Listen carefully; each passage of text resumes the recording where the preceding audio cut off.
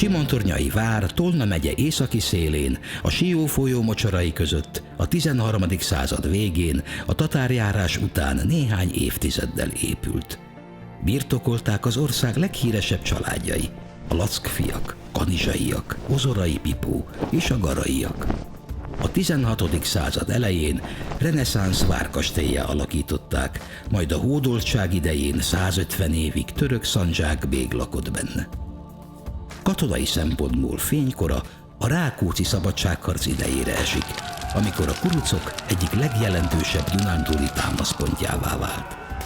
1764-ben új birtokosai, a Stirum-Limburg család végleg kiköltözött belőle, ezután a várak szokásos sorsa jutott neki. Volt magtár, raktár, de még szükséglakás is. Tudományos kutatása 1960-ban kezdődött, 1975-től múzeum működik falai között.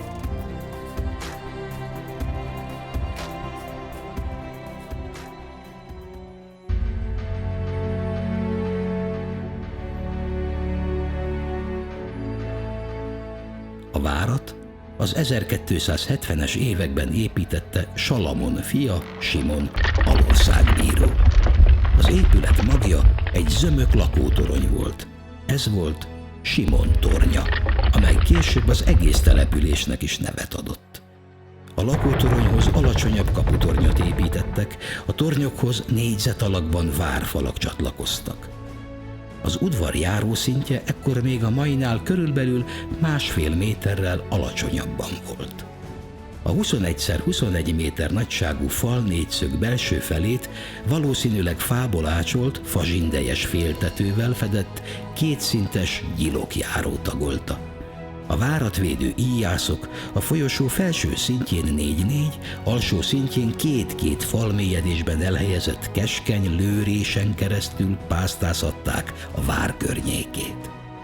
A keleti oldal V alakban elhelyezett lőrései ma is láthatók, mert a nyugat felől később hozzátoldott palotaszárny keleti homlokzata megőrizte őket.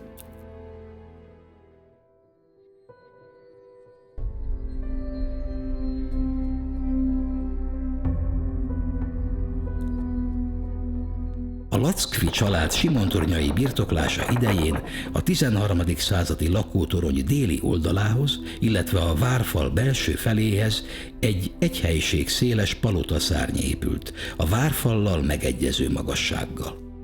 Az előkerült kőfaragványok alapján egy kisebb csúcsíves ablakokból felépülő ablakcsoport is díszítette a koragótikus palota udvari homlokzatát.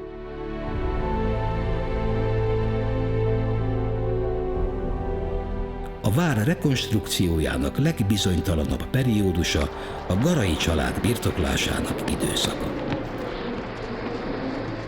Ekkor épülhetett fel a szabálytalan alakú külső falgyűrű, kulcslyuk alakú lőrésekkel, amelyből egy rövid szakasz újra felépítve ma is látható. A már meglévő keleti palotaszárny elé gótikus árkádos folyosót emeltek. Feltételezhetőleg legkésőbb ebben az időben bontották le az északi oldalán álló korai tornyot és a kaputornyot, ekkor került át a kapu a déli oldalra, ahol máig is található.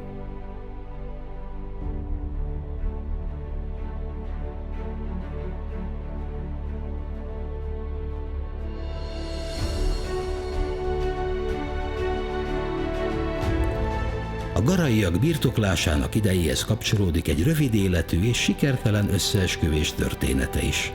Az éppen trónra került fiatal Mátyás király ellen itt kötött szövetséget 1458-ban a vár ura, Garai László nádor, Újlaki Miklós erdélyi vajdával és a Mátyás által lemondatott Szilágyi Mihály kormányzóval, a király nagybátyjával.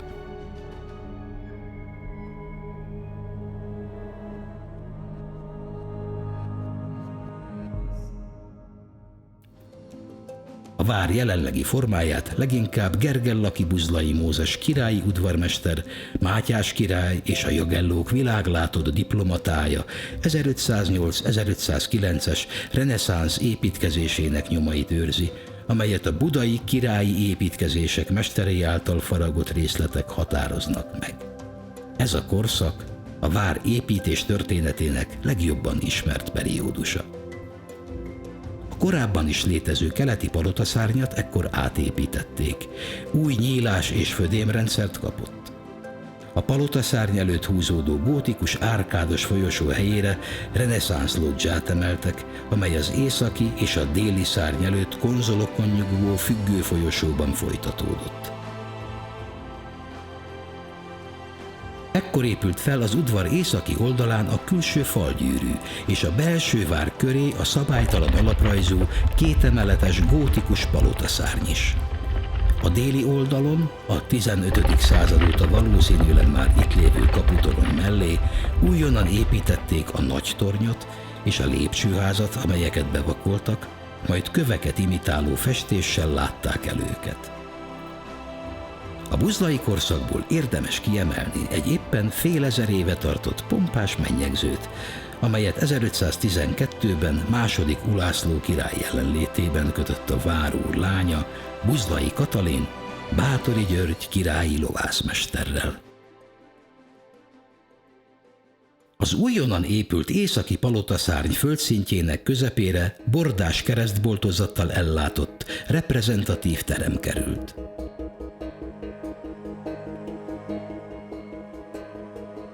A vörös téglapadlóval burkolt terem berendezéséhez padok, bakra emelt lapú asztalok, valamint karosszékek tartozhattak.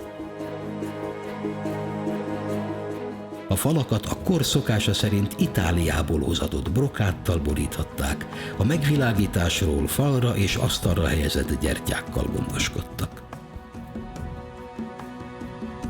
A 16. század elejé átépítés során a vár északkeleti sarkán várkápolnát építettek.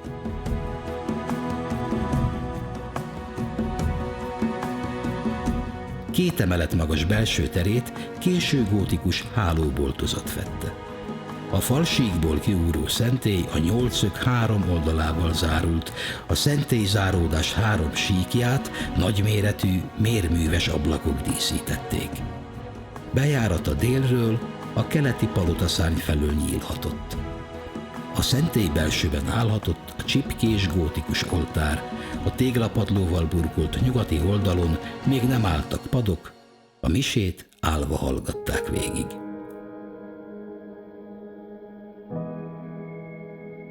A vár keleti oldalán fekvő palotaszárnyat késő gótikus, illetve reneszánsz stílusban átépítették. Ekkor készültek a keleti oldal reneszánsz keresztosztós ablakai.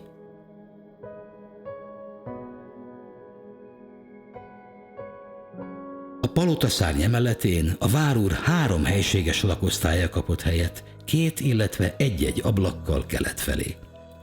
A lodzsáról a középső magánebédlőbe lehetett belépni, ebből észak felé talán a fogadószoba, dél felé az intimebb hálóterem nyílt, amelyeket valószínűleg cserépkályhákkal fűtöttek. A mennyezet gerendázatát festéssel díszítették. A vár 16. századi állapotának rekonstruált képéből sok részlet a mai látogató számára is felfedezhető, hiszen a reneszánsz átépítés után csak kisebb módosításokra került sor. Elsősorban a 18. század elejé erődítési munkáknak köszönhetően. Az épület téli homlokzatának képét meghatározó három torony, a kaputorony, az öregtorony és a palotaszárnyba vezető lépcsőtorony a buzlai féle építkezések eredménye. Nem jutott ilyen szerencsés sors a szintén ekkor épült északi palotaszárnynak, amely elpusztult a visszafoglaló háborúk vagy a kurucharcok idején, hiszen 1705 és 1709 között 4 év alatt 4-szer cserélt gazdát a vár. A keleti oldalon álló palotaszárny tömege már a 14. században kialakult. A reneszánszkort napjainkban itt jobbára a keleti homlokzat két sorban elhelyezett, keresztosztós reneszánsz ablakai idézik.